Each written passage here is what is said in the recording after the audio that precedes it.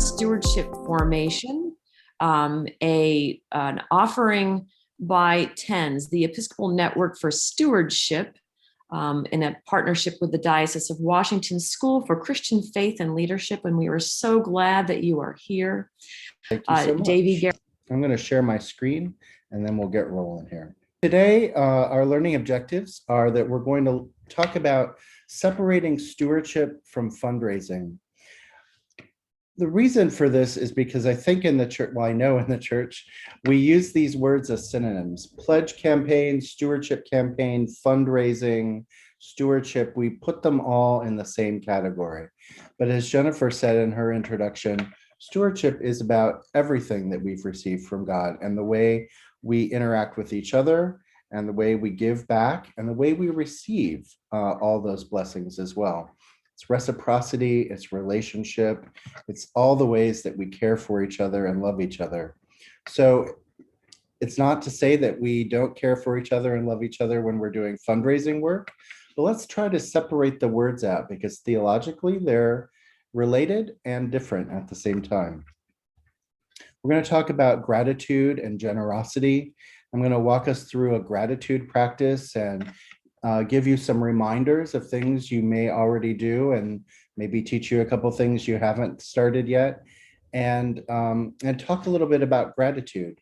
I spent some time on this because gratitude is the heart of stewardship and it's the heart of why we do this work. When we're grateful, we're able to be generous and then we're able to see abundance in the world around us. And then finally, the reason you're all here is to talk about building out a year of stewardship-focused activities, things we can do all year long in church and in formation, adult education, even in our youth education programs, to bring to the front or keep in the front of our mind our gratitude and our relationship and our giving back to the world. And we'll be talking about that as we move through. So if stewardship isn't about fundraising, what is it? I think that stewardship is about impact in how we create impact in our community, how we do the work of mission in the world around us. It's a way to think about everything that we have, all of the resources that we've been given. It's about our training and our learning. So the things that we learned in school and the things that we learned in our career and the things that we learned from living as many years on this planet as we have, all those wisdom experiences that we've built up, we share with our community. It's about our effort and our work product. Our churches need our good ideas. They also need us to roll up our sleeves and work sometimes and put on the events or help out in the building or work in the community, do the things that our church does. And that means that we give a little sweat equity to this work and we share our great selves and our bodies with this work because it's a part of who we are and how it's a gift we've been given and a gift that we can give. It's about our spending and our saving. Stewardship is about our own resources as well as the resources of the church and the resources we choose to share with the church. Everything that we've been given, all of our assets, all of our income, all of our ideas are all things that we've been blessed with and are charged then with stewarding wisely. So our spending habits, our saving habits, our investing habits, all of them work in the world to do work for us, for the communities that we serve. There are good decisions and there are other kinds of decisions that we make. And all of those are a part of how we make faithful stewardship choices with our resources.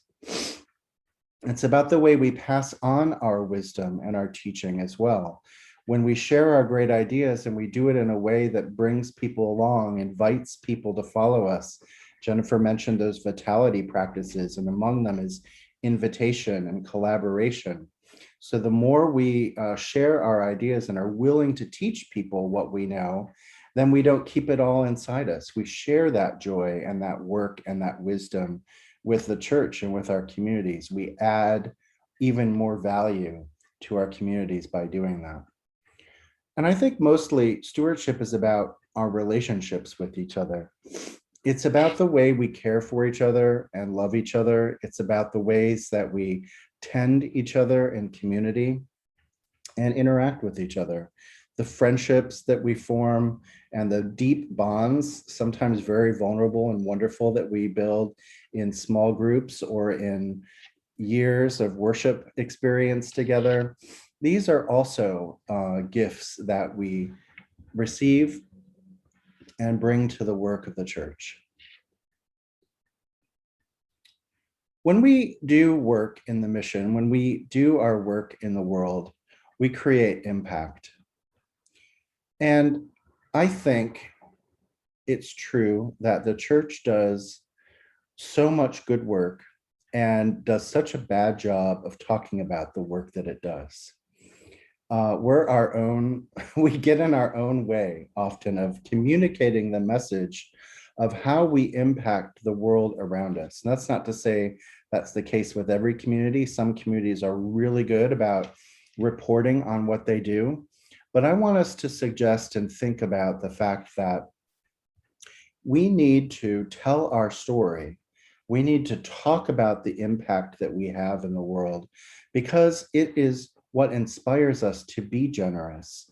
It's what inspires us to make our best gifts. And this isn't just for the outside world to know what great things are happening in our church community, but it's about inspiring our own members as well, to let them know that they're a part of something great, that the inward focused mission of our church, the pastoral work, the feeding and tending of the children of God, is deeply wonderful and so appreciated and so necessary and worthy of our support, as is the outreach that we do and the ways that we share our gifts with the community and the work that we enable to happen. So please report on these, report on your mission often. You can't say enough about the work that you do to your own members and to the community at large. It's just, the more, the better. So put it in your newsletter, speak it from the chancel steps, update your website, make Facebook and Instagram posts about the work that you're doing. Share your message broadly and often. I know that we all look at social media channels and sometimes we think organizations are just promoting themselves too much, maybe, or we're looking at it. And I wonder if the church did as much as some of our nonprofit friends do when they talk about the work that they're doing and the ways they pull volunteers together or have impact in the community. If our churches all did that, how much more aware would we be and how much more excited would we be to be a part of it? So tell your story. In church, bring in stories from your ministry. Bring in interviews or videos or testimonials when it's appropriate. Let people know that there are people who depend on your services, who rely on you, who are appreciative of you, whether they're members or not. This helps us serve our neighbors even better. So if the church is bad about telling its story to the world often, it's even worse at collecting data and measuring metrics for how we have impact in our community. I think often the church has gotten by telling anecdotes, stories. We do this mission, it's really appreciated. We use a lot of words, but we don't always use numbers or metrics or short stories to tell our gifts so that other people can understand it. So measure in metrics. It's great if you have a feeding program, a food program, or a food bank, or a soup kitchen or something like that. But it's even more important when you say how many people you fed or what you've done to serve them. How many kids you help in your after-school program, how many seniors you work with in your senior outreach, how many youth are a part of your programs. Whatever it is, it's really important to say how and who and how many and when and what their use is and how they are using our services. This helps us quantify it and report on it. Why is this so important? Why am I on this point? Many of us are getting a little long in the tooth, as it were. And so we come from a generation that supports church because it's the right thing to do. We make gifts because we're asked in our stewardship and in our pledge campaigns, and we know we have a habit, a deep, long habit of giving to the church. We trust the institution. It's not the case with our younger donors, with our younger members. And we need to think about the fact that we are phasing out of some of our generations. They're now living on retirement income, or they're just about to retire, and they might be finishing up their best earning years. And the group that's starting to come up into their careers and their opportunity to be able to give generously to the congregation, they're just coming up, and they're motivated to give differently. They're motivated by metrics. They'd like to see what you're doing with the money. They'd like to see what you're doing in the world. They're inspired by stories of how you're changing the world. Our millennials and our Gen Z folks are really active. They're also really generous. Did you know that 97% of millennials have made a gift online to support a charitable work? 60% of them will volunteer, and only 40% of them will give to church, right? They'll volunteer first. Maybe they'll come to your soup kitchen. Maybe they'll tutor kids in your after school program and try you out before they're ready to join you and start supporting you financially. They think about things in a different way because they've had different experiences in their life, different from the way perhaps we were brought up or you were brought up. So think about your metrics. I'm starting to say this now because in 10 years, this group is going to be in its prime earning potential and ready to make its most generous gifts. And if we haven't given them the habit of being generous, of making great gifts to the church, we're going to lose some of that. Everything we've been given, everything we've been built, everything we have is a tool for our stewardship. And so these are some questions I ask myself, and I want us to ask each other as we encounter our work and our work in the church. How can the church use my expertise? Is there something I can be giving to the church to help? Is there some training I have? Is there something that I can do? So maybe I know how to build websites, or maybe I'm really good at balancing the books, or maybe I'm really good at organizing people and project managing something. When your church does one of its capital campaigns and has to build something, maybe I know how to project manage a construction project because I've done it in my daily life, or I've done it in my home or whatever. How can the church use my expertise? How can the church use my strength? How can I show up on cleaning day or on furniture moving day, or when we're doing work in the community that needs muscles and strong backs, and how do we use our strength, our skills? How do we greet people? How do we take tickets at a street fair? How do we smile when people come and approach us? This is a part of the skills that we have, that we've built up in our lives. How can the church use my gifts? Is there something I could lead? A class, a workshop? I know that so many of us who do Christian formation work in church have great ideas, and we're creative people in general, but we could always use more ideas and more gifts and more workshop ideas from folks who've done great things. Maybe you volunteer in a nonprofit and you would like to come and do a presentation on what they do. Or maybe you have some really interesting collection or skill that you want to share. Maybe you've gone on a pilgrimage and you want to show your pictures or talk about what you did. These kinds of things can really create beautiful formation experiences. And they also are our stewardship, because we're bringing our gifts, we're sharing our gifts with the world. There are already a lot of questions in the chat I see, or comments. So before we move on to our gratitude practice, I want to take a look at what you've said. Oh, Jennifer's sharing lots of good information. Thank you. Always, storytelling is so beautiful, and it's a part of our work, and reminding us that millennials do give for impact. It's a part of the truth, and they give generously. Very generous givers. They may not have a lot to give yet, but they give often, and they know they're already in the habit of it. So find ways to connect with it and show impact. Stewardship is also about our relationship and the way we care for each other. I love the fact that in church we support each other when we're going through hard times. You can count on people for prayers, but also for rides to your appointments, or a meal to show up on your front porch, or the wonderful things that we do to each other, for each other, to help out in times that are good and times that are scary. So are you talking with your church friends during the week, or do you wait for Sunday to see them again? Are there little things you can do to reach out and connect with them? I think that the way we maintain relationships is one of the gifts of stewardship as well. Our congregations all put together wonderful prayer lists, people who have asked for our prayers or people who are known to us.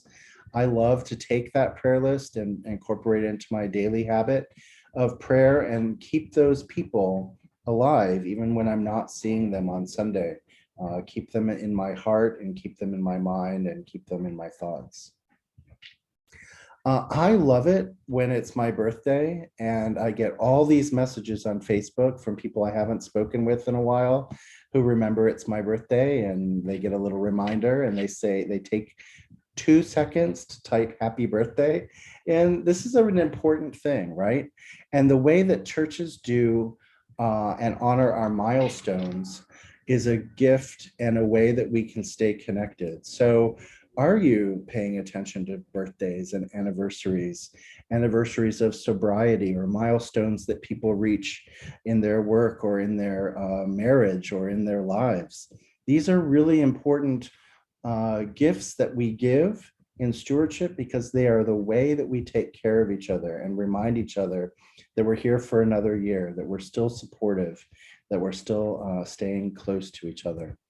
So take a minute, even though you think, oh, I don't know that person really well, wishing them a happy birthday, sending them a note, writing them a text, all of these things count in our digital age. Do it. It really makes a difference. It puts a smile on our face. Finally, are there things that you can do to offer advice when it's needed or when it's asked for? When somebody needs your help or somebody's going through a situation, if there's a way that you have to help them and they're open to receiving it, this is also a way that we care for each other. And they don't always happen because the priest says so-and-so needs some help, will you help them, right? It's in our own interaction with folks and we use our own best judgment to understand how folks need our help and how we can help them. Generosity is a skill that we don't always, it's not innate to many of us, right? We grow up in a world where everything is given to us, and later we learn that all comes with sacrifice, that all comes with choice making. And as we grow into those choices, we learn how to be more generous. We learn how to be more generous and grateful for the things that we've received. This year, TENS, for its annual theme, is using James 1:17 as our catch-all theme for the year. Every generous act and every perfect gift comes from above. And that's the name of our pledge campaign materials this year. It's called Every Perfect Gift. And it revolves around this idea that everything we've been given comes from God, and then everything we give goes back. And it's this reciprocity in relationship. But it's a skill that we need to cultivate over time, a skill that we need to think about and create opportunity to grow in our hearts. So I want to talk a little bit about gratitude. It's the heart of stewardship, I think. Gratitude starts, I think, with a daily habit. And I like to do this either maybe sometimes while I'm drinking my coffee on my deck, or brushing my teeth seems to be another moment when I have a time to think. Sometimes when my head hits the pillow, if it's not already asleep, I think through, what am I grateful for today? What are the gifts that I've been given? Who are the people who have mattered in my life today? What am I excited about doing today? All these kinds of things that we can do to recognize the gift that is in front of us. And when we see something wonderful happening in the world, taking a moment to let people know about it. My father taught me this, and he's so good about it. He's an old school letter writer, and he will write to corporate headquarters of something and say, I got really good service from this person, right? They've never met because they're so distanced from it. But my father does this as a practice. He loves, and he lets the person know, I've sent a letter to your CEO and told them that I think you're great. It's a way to connect with people and to give gratitude in the moment. This Christmas, I was home visiting my family in Michigan, and I saw someone.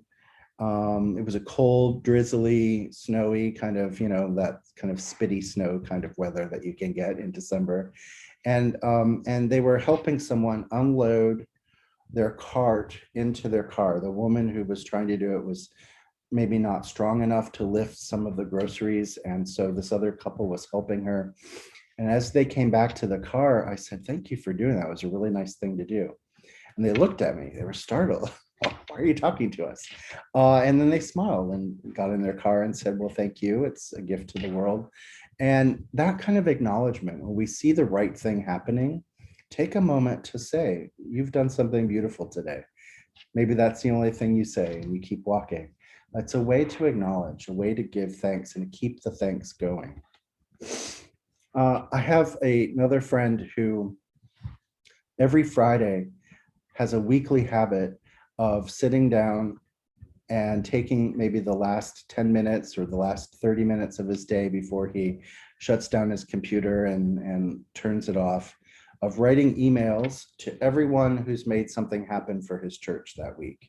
It could be a thought, a phone call, it could be an act of generosity that they did, could be a piece of advice they gave that really worked out. He has this Friday gratitude practice. And when you get an email from him, you feel great. But what it teaches me is that we should put people into our hearts. We should let them know that they did something beautiful for us, because that is also a part of the gift. And we should be open when people thank us, right? Often I do it all the time. Yeah, no problem. That was great. Why do I do that? No, thank you. Yes, I will accept that love from you. I did it because I cared, and I still care. So thank you. Thank you for acknowledging it. This is one of the ways that we can also accept the gifts that others give us. That is a part of being gracious as well. It's also not just about the things we do, but the ways we think. And generosity and gratitude, when it plants itself into your heart, it fills your body and your mind and your soul with all kinds of great ideas and great ways to accept what's going on around you. One of the most important, I think, is assuming goodwill. Why do I put this in a gratitude practice? Because when we come into a situation and we assume that the person that we're doing something with, engaging with in that moment, is going to be at their best, thinking something positive, trying to make the right thing happen, coming from a place of goodness, then we walk into the situation open to that miracle of connection and love, right? When we assume that it's not going to go well, or we walk into it because we had a previous bad encounter with this person, we're not assuming goodwill. Now, that's not to say if you have a lot of proof that someone's toxic for you and it just isn't going to work, that you should keep putting yourself out there. Don't damage yourself or others. But in those situations when we can assume goodwill, it's really beautiful when we do. because we could be surprised. The way they acted last time might not be the way they act this time. They could have been having a terrible day, and it was just that one interaction. So assume goodwill, and assume it on your own, and assume others are doing it too. Assume they have the same desire for a positive outcome in a situation as you do. This could be from working on a committee together and trying to get to a goal. It could be even in discussion when we're trying to work through something difficult. Assume that what they want is best for the world as well. Maybe you just have different ways of seeing it. In the last few years, we've become so ready to become polarized. You disagree with me, I cancel you, I'm not going to listen to what you have to say. And that's a terrible habit to get into. And it's one I think we're all going to socially, culturally have to train ourselves out of, because it's been easy to fall into some of that behavior. Forgive yourself. This is also a part of gratitude and graciousness and being generous. You have to be generous with yourself too. Those moments that later you walk and you wince and you think, why did I do that? Maybe you're still wincing like years later. Time to let that go, right? It's done. Forgive yourself, ask forgiveness from others, whatever it takes so that you can move on from that moment. It then fills up instead of being filled with regret or guilt, it fills yourself up with love and abundance, and you can see clearly again. This goes into sort of banishing our jaded outlooks.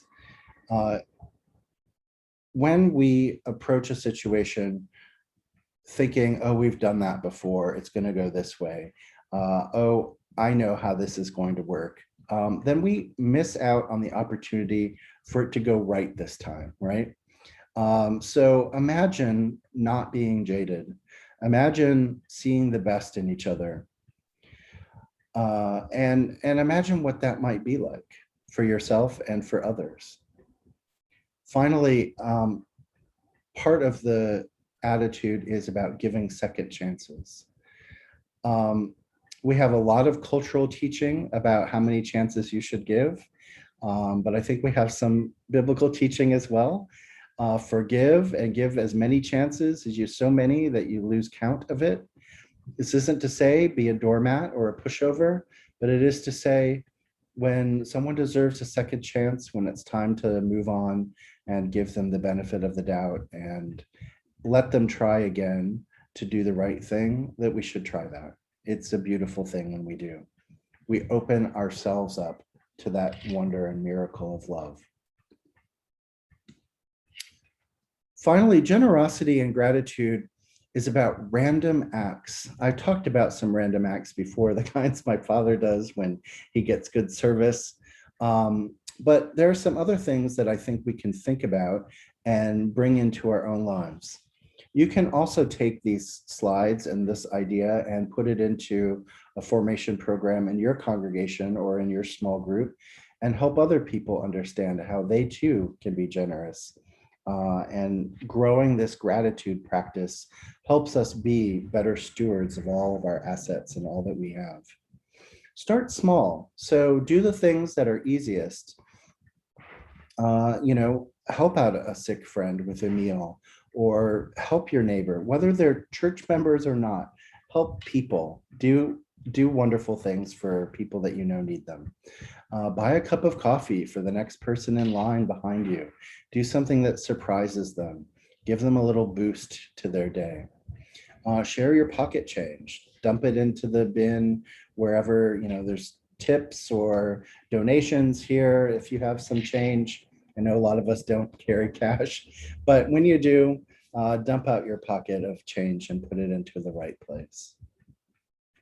Join a team. Teams are great ways to meet new friends, to work shoulder to shoulder with your old friends and do some great work for the church or for the world. And so when there's a team forming, someone, you need to build sets for the pageant, or you need to do some gardening or a cleanup day. Or your friend calls you to say, will you work the phone bank with me at the nonprofit that I volunteer with? We're doing a roundup for volunteers. Join a team. What can it hurt? It's a couple of hours. You meet some new people, you give back to the world, and you learn something new. You'll learn something and you'll have a good time doing it. Support a cause. We are so good at asking people to give money to a cause, right? So often in our social media, we'll say, will you join me? I just made a gift to the breast cancer fund, or I just made a gift to the SPCA. Will you join me, right? We put that up all the time, where we raise money at our birthday for different events or things like that. But we don't always ask people to join us with their time, right? That sometimes is a bridge too far for us to go. We'll ask for their money before we ask for the time. And so when your friend says, I'm going down to the river to do a cleanup day, do you want to come with me?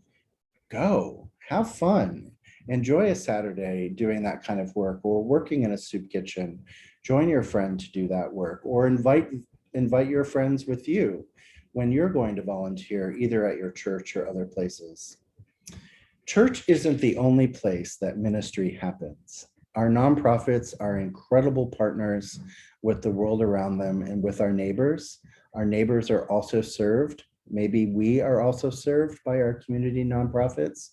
Let's remember to show them some love too, and remember that as Episcopalians, we are deeply connected people and deeply connected into our communities. And so when there are things to support and ideas that are good, share them, and then bring that experience back to your church and talk about it. It's a great way to keep that cycle of generosity going. Before we move into year-round stewardship practices, I'm going to stop sharing my screen and pull us back into the room. And I'd love to hear about some of the gratitude practices that you have, some of the things you're doing either in your church or in your personal life that are about being gracious and grateful in the world. How do you share your gratitude for all that you've been generous stewards? Year-round stewardship or evergreen stewardship has a lot of different reasons and purposes and applications in our church world. Most importantly, I think what it does is keep gratitude at the center of what we do and how we are together. It helps us stay focused on the love that we have for each other and the way we interact with the world. It also serves the purpose of always keeping us prepared for our pledge campaign, right? So that when it comes around, we're not suddenly shocked by the fact that now we have to talk about generosity and abundance and money. If we're talking about money and opportunities to give back all year round, then when we do our campaigns, it doesn't feel discordant. It doesn't feel out of sync with the rest of our church lives. And this often happens when we have pledge season, and people, that's not a liturgical season, folks. So it is a way that we should be thinking all the time about how we receive and how we give and what that is to us. So I've put together a few different ideas for us, and they start with advanced. So this is for the people who are ready to go. They have some infrastructure in place. They're experts at stewardship and year-round stewardship thinking. So we have some advanced program for you. And then we have some stuff that we can all understand, our liturgical calendar, and ways that we can bring in stewardship and abundance and generosity into every season of the year, and to look at our feasts and our fasts. It's the common language that we have as Anglicans. And then we're going to do some beginner focused things, 3 simple things you can do this year to begin the practice of year-round stewardship in your church. I want to start with something that I call a year of living generously. And this is a program that I'm currently building, and I'm testing it out on the good people of the Diocese of Vermont, who agree to meet with me once a month and go through a presentation and go through these topics. So we're only halfway through the year. We just finished up June talking about some early prep for our pledge campaign. And then we are going to keep going through the year. But what this is doing is taking a cohort of folks and moving them through a year-long practice of all the things that relate to our money and our meaning. We started off by telling our stories. We used a money autobiography and the tool of the Examen, the Jesuit practice of the Examen, to tell our deep stewardship stories and talk about our money and put it into the public narrative mindset. So this is a way of getting a group together, exposing some deep stuff. We have stuff about money in our lives, right? So we're able to talk about these things and build a community. We moved through like, what are the motivations for giving? We talked about all the different things that we have been inspired by, reasons that we feel motivated to give. We've talked about the power of our money. So we really drilled down deep into choice making. We looked at the kinds of products that we buy, the kinds of household spending choices we make, the sorts of diets that we have, the kinds of travel that we do, everything that's related to how we spend our money and its impact on the world and its impact on our ability to be generous. That was a hard one. We talked a little bit about how we dig deep and create abundance from the public narrative of scarcity that exists in our world and is alive and thriving in our churches. Despite the fact that we believe in something as crazy as the resurrection, we also believe strongly in scarcity. Why is this? So how can we find abundance, and how can we believe that God provides and that there is enough? We talked about environmentalism and our relationship to the planet. And we've talked about some quick things you can do to get ready for your pledge campaign. Now, this has got this cohort already thinking deep thoughts about their money and meaning and starting to prepare for what they're going to do this fall when they ask their congregations to join them. We're going to move throughout the rest of the year by talking about our clusters, how congregations collaborate with each other. We're going to do a virtual walk around our neighborhoods where we see what's going on, what nonprofits or what services are being offered, what's not being offered, how can the church step in. So a needs assessment is a part of understanding how we can, and it relates into our church's strategic plans and how we can have impact in our community. We'll talk about the environment and St. Francis and use that model of caring for all of creation and some of the great work that the Episcopal Church has done with the season of creation, and take a look at those resources. And then I always like to talk about planned giving. This is an essential part of how our churches have made their finances work throughout the years. Most of our churches were started with a bequest or a planned gift. And so we have to remember that this is a part of what we do and a part of what our responsibility is in the world and in our ministry, is to help people prepare to leave a legacy in their church. So this is an idea. When it's done, I will share the whole program with y'all.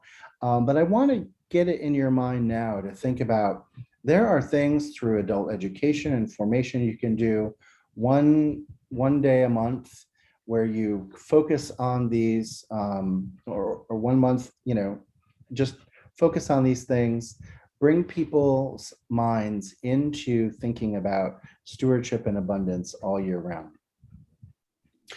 TENS has a toolkit for year-round stewardship. I will make sure that this link gets sent to you so that you don't have to copy it down now, but this is on our website and you can download it. Now this is pretty advanced. It's the soup to nuts year-round practice on abundance and stewardship. And it comes out of the Diocese of Olympia and Bishop Greg Rickel, was the first person to create this program, and it's been adopted and adapted many times since then. So it even has a spreadsheet, which we give you a model of, so you can start to track your stewardship practices. What it does is it takes your year, and it starts in Advent and it ends in November, and it assigns a different activity or theme to each month. And then all of your ministries get an opportunity throughout the year to be highlighted, so you can spend some time focusing on them, praying for them intentionally. It's a way to put your communications and your attitude into a certain program or ministry, and then the next month you switch gears and start thinking about something different. You do something for the world, the environment, you do something about your financial practices, you do something for the community, you do something about your own inreach, you do some planning, some estate planning, so maybe understand what your rollover, your IRA rollovers are about, or learning the tax-wise benefits to giving, things like this. Can run these kinds of programs, work with your diocesan officers to help you bring speakers in or whatever. This is a really great tool to go deep into your congregation about year-round stewardship formation. You might not be ready for it this year, but if you do the things that come next, you'll be ready for it 1 year. And when we can all get to this place where we are organized and focused and strategic about the ways that we bring people together and educate people about their giving and their gifts and their ability to give, their capacity, we will be a better, more capacious church, I think. Let's talk about our liturgical calendar, the intermediate steps, things that we all know. The language of our liturgical calendar and its rhythm is familiar to us. And so why not take advantage of our liturgical calendar and make stewardship resources and stewardship practices out of our common life together? Now, that's not to say I want you to take a perfectly good Advent and turn it into a fundraising opportunity. It's not about that, but it's what it's saying is that each season of the year and its particular language, its particular reflection, its particular idea can have some stewardship elements to them. TENS provides seasonal reflections. So we write a reflection for each church season of the year. And it takes the readings either of the feast day itself or the readings during the season and makes a stewardship message out of it and provides some reflection questions at the end. These are great tools to help you in sermon prep. They can serve as a small group facilitation guide in a conversation. So you could pull people together, for example, and you could talk about Advent. And you could say, well, how does our gratitude and our expectation communicate our hope for the world and what we want? So in a season of hope and waiting and expectancy, we talk about our dreams for the world. This is a stewardship idea that if we tease it out of the readings, and there are plenty of opportunities to do so in Advent, we can have a really fruitful discussion that plants that seed, lays that groundwork for how we think generously and abundantly about the world. And we move through the year like this. In Epiphany, what would it really be like if we saw Christ in each other, if we manifested Christ? And how do we manifest Christ in our lives when we minister to others? As we move through, now we're in Pentecost, right? So how are we moved to act like the Holy Spirit and be in all places as we're scattered in our ministries and in our families and in our work and in our vacation time that we might be taking? How can we use all of those to find new ways to serve, to communicate the love and joy that we have for God and the gifts that we've been given? Using the beautiful language of our church year helps us get a sense of how we can always focus on abundance. We can always look at new opportunities for how we can be generous and capacious in the world. If that's interesting to you, then it might be really interesting to look at our feast days and to take some of the feasts and occasions that we have throughout the year and give some stewardship messages for those too. These can help in sermons, or these can help in a discussion group, and just their little conversation starters. You could put them in your bulletin, or you could put them on your social media channel, your Instagram page. You could put a little quote in there, get people thinking about these questions. What you want to do is plant seeds, and plant seeds using things that are familiar, like our liturgy. So an epiphany, for example, what is the guiding star in your life? And how does your faith inform your giving? Ask people that question and ask them to reflect on that. So just as the wise people were led to Jesus, how are you led? What motivates you, and what's your shining star in the world? As we think through the year, on Ash Wednesday, when we're focused on ashes, if you had to give up everything you had, would you still find yourself rich? This is a wonderful question to dwell on Ash Wednesday or at the beginning of Lent. So if you put it in your newsletter or your bulletin, or you ask this question on your social media channel, get people thinking about it, maybe inspire some discussion. They don't all have to be small groups or Zoom meetings or coffee hours where you dwell on these things forever. Just planting seeds, asking questions throughout the year helps people keep their minds focused on this. I love just moving through this at Transfiguration. If we saw the face of Jesus in each other, how would we treat our neighbors? Really, imagine that. If the person you saw on the street looked like the image you had of Jesus, how would you treat them? Would you walk by them? How would you invite them in? How would you help them? And can you afford to do that to everyone? Because we're meant to seek and serve Christ in all people. So when we really are transfigured, what is that like? How do we do that work? I always like at our patronal feast to remember all the people who have made gifts to our church through their legacies. Look at the names on your stained glass window, or the plaques, or your columbarium, the people who have come before you. Remember them and the gifts that they gave the church, the ways that they influenced, and talk about your legacy society. What will your legacy be? Help your members understand that that one day they will no longer be there, and how can they help ensure that their pledge will be, or that their gifts can go on in the memory of the church and in the work that the church does. These are great ways to introduce topics of conversation, let people think about them. This is what we do as Episcopalians. We receive good word, we meditate on it, it percolates for a while, and then it comes out and we can talk about it again in different ways. Allow that seed to be planted and germinated in others. And these are some ways that you can do that.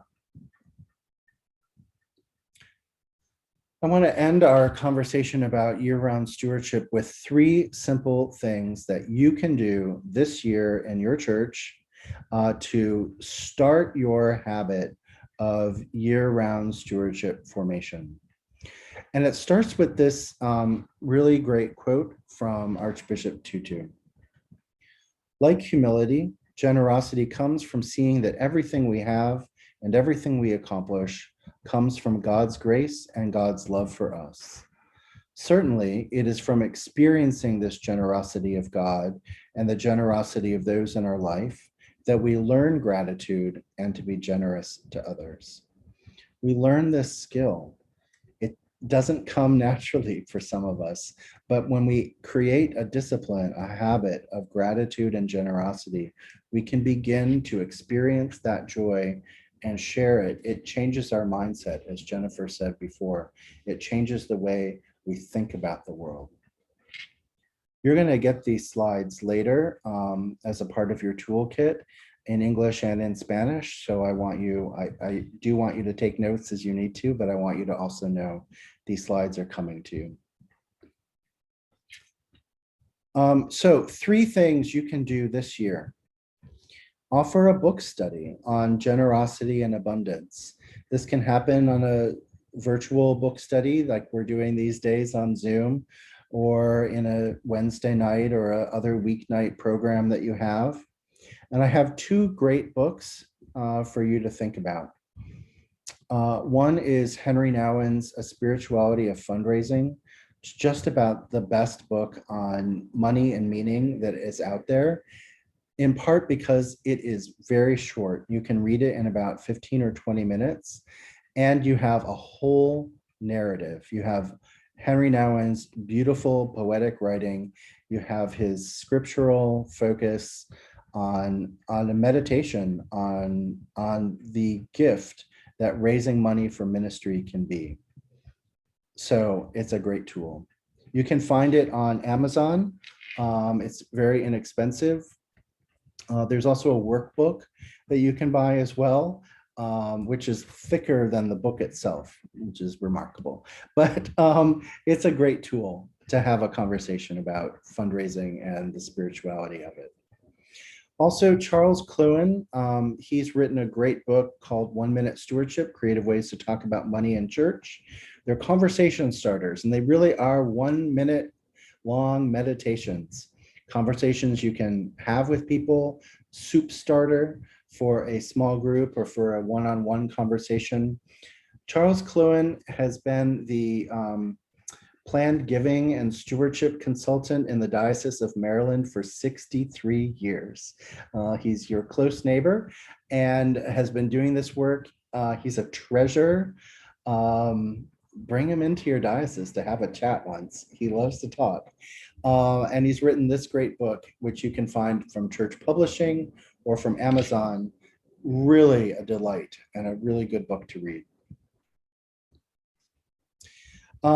Another idea, and we talked about this in our last session 2 weeks ago, we talked about conducting some sort of a feedback about where you are with your budget and your mission halfway through your year or as your year goes on.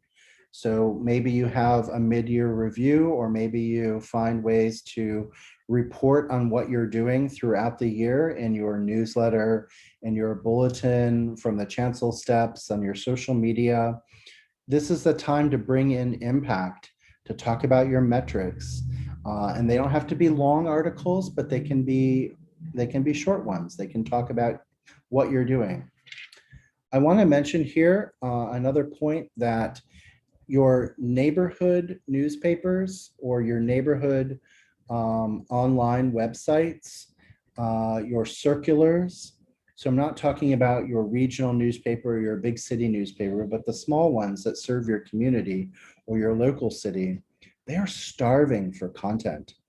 If you write an article, if you write 500 words and put a picture in to talk about great work that your church is doing, or a milestone you've just achieved, or volunteers that you need for a drive that's upcoming, they're hungry for content. They will publish a story that you give them if you give it to them.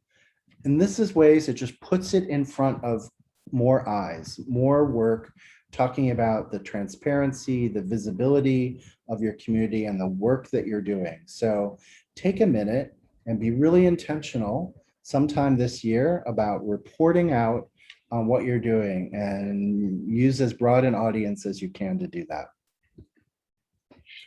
Finally, preach a sermon on stewardship sometime in the middle of the year that doesn't end with, and you can fill out your pledge form later. It just is about generosity and abundance, about any of the things that we've talked about. You can find a stewardship theme in any gospel, and you can find a way to talk about it. This comes from an idea that I believe in, which is Jesus talked about money a lot.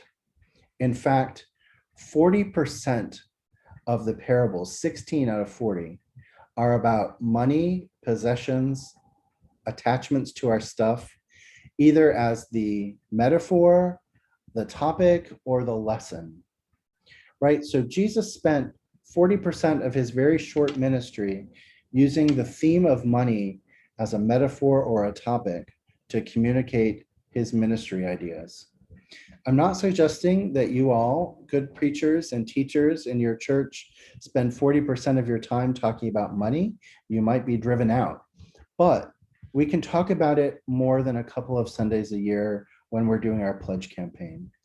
Please preach a sermon from the pulpit or offer a class on fundraising or stewardship or generosity that isn't tied to your campaign itself, but is just there to inspire people. The seasonal reflections that TENS provides are great starters. We provide them all throughout Pentecost, so we don't just give you one in Pentecost, because Pentecost lasts so long. We give you June, July, August, and September Pentecost reflections, so you can find one of those that gives us a chance to talk about something stewardship related, and it might inspire you in your preaching or your teaching to bring in this great work of generosity and abundance in the church. I'm going to pull us back into the group now, and I'd love your questions on anything we've talked about in our year-round stewardship formation. Maybe I said something that's triggered an idea, you have a question about it, how something has worked or how it should work. Maybe you have a practice that you're already doing in your church that's about year-round stewardship that we could all benefit from. We've got about 15 minutes left, and I would love to hear your questions and talk about year-round fundraising with y'all. Again, hearty thanks to all of you, and perhaps we could end in prayer. The Lord be with you. And also with you. Gracious God, you have blessed us with gifts abundant, both those that we hold on our own from our lives, as well as those gifts that you have given our communities. We ask you for the wisdom to steward those resources well in all parts of our life, in our daily lives, in our families, and in our work life, and in our leisure time, as well as our time with our congregation. We give thanks for this time together and for the gifts of Gerhard, that he shares his wisdom with us. And we ask you to bless each of us as we go out this day with hearts of gratitude. Open us to those signs of your presence in this world. All this we ask in your Son's name, Jesus Christ. Amen. Amen. Amen. Thank you, friends, for being here today. It's been really nice seeing some of you for the second time, and I look forward to the next time.